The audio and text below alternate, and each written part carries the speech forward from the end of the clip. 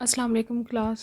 आज हम जो है ना वो न्यू चैप्टर स्टार्ट कर रहे हैं और इस चैप्टर का नाम है capital formation and economic development.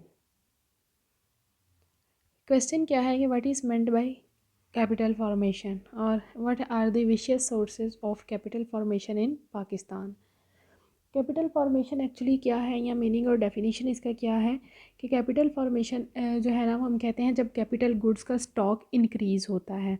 ये सिर्फ उसी वक्त ही पॉसिबल हो सकता है जब इनकम जो है ना वो ज़्यादा होती है और फिर हम उस इनकम को सेव करते हैं और देन अगेन उन सेविंग को फिर हम इन्वेस्ट करते हैं and in order to increase the material as well as human capital. Different economist इसकी जो है ना डिफरेंट डेफिनेशंस प्रोवाइड करते हैं that capital formation consist of both tangible goods like plant tools and machinery and intangible goods like education health scientific tradition and research. मतलब ये कि professor singer का ये कहना था कि कैपिटल गुड्स या फॉर्मेशन जो है वो दो चीज़ों में हो सकती है, टेंजिबल और intangible goods. As you know tangible goods वो हैं जिन्हें आप छू सकते हैं, जिनका कोई वॉल्यूम है, जिन्हें आप देख सकते हैं। बट द इनटेंजिबल गुड्स जिन्हें सिर्फ जो है ना वो फील लाइक किया जा सकता है। अब प्रोडक्शन प्लांट्स हैं, आपके टूल्स हैं, मशीनरी है, ये सारी टेंजिबल गुड्स हैं। एक तो इनकी फॉर्मेशन हो सकती है, दूसरा एजुकेशन है, हेल्थ है, साइंटिफिक रिसर्च है या साइंटिफिक ट्रेडिशन है और रिसर्च है।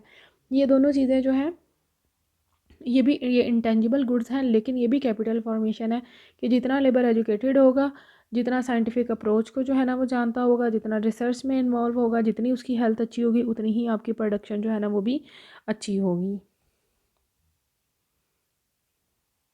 देन है importance of the capital formation. इसकी इम्पॉर्टेंस क्या है? सबसे पहली चीज़ increase in employment.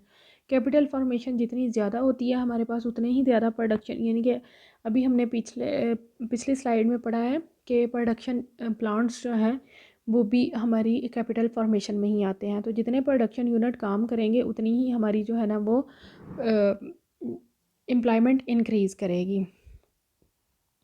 Employment opportunity को इंक्रीज़ करने में कैपिटल फॉर्मेशन का एक वाइटल रोल है और अनएम्प्लॉयमेंट की सारी प्रॉब्लम्स जो है ना वो इसके ज़रिए रिमूव हो सकती हैं। Full utilization of resources.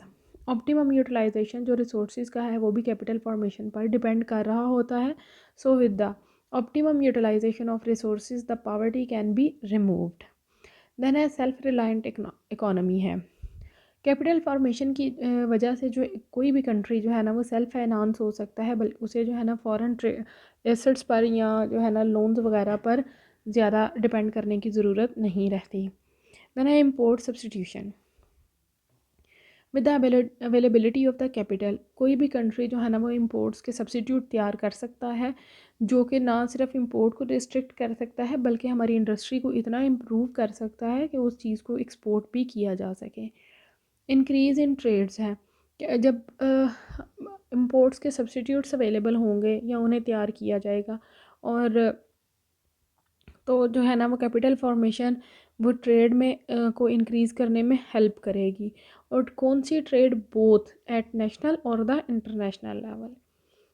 Then है एजुकेशन फैसिलिटीज़ हैं। कैपिटल फॉर्मेशन जो है वो एजुकेशन फैसिलिटीज़ को भी जो है ना वो इम्प्रूव करने में हेल्प करती है और एजुकेशन की क्वालिटी भी इंक्रीज़ करती है।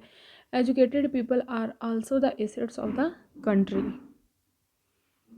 देन है increase in output. Capital formation की वजह से हमारी नेशनल आउटपुट भी इंक्रीज़ हो सकती है and with increase in output the national income is also increase. Then है इंक्रीज़ इन सप्लाई।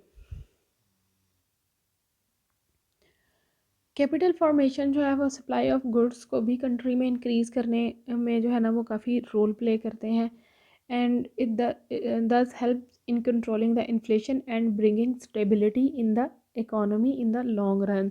तो उससे क्या होता है कि इन्फ्लेशन भी कंट्रोल होती है और इकोनॉमी में लॉन्ग रन के लिए स्टेबिलिटी आ जाती है। इन्फ्लेशन किस तरह से कंट्रोल होती है? जब सप्लाई चीज़ों की ज़्यादा होगी तो फिर जो है ना उनकी प्राइसेस हाई करने का कोई चांस नहीं रहता, तो इसलिए इन्फ्लेशन जो है ना वो भी अंडर कंट्रोल ही रहती है।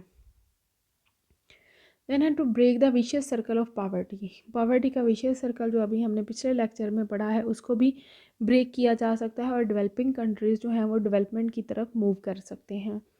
Improve the living standard. With the help of capital formation living standard भी इम्प्रूव किया जा सकता है। अगर रेट ऑफ इंटरेस्ट ज़्यादा होगा तो उससे जो है ना वो इनकम एम्प्लॉयमेंट अपॉर्चुनिटीज़ ज़्यादा होंगी। जब लोगों के पास एम्प्लॉयमेंट होगी तो उनके पास जो है ना वो इनकम जनरेट होगी। फिर जो है ना इनकम के बाद फिर उनकी सेविंग ज़्यादा होंगी, तो फिर इस तरह से अल्टीमेटली जो है ना वो पॉवर्टी का विशियस सर्कल ब्रेक हो जाएगा और अगेन जो है ना उनका लिविंग स्टैंडर्ड बेहतर हो सकेगा।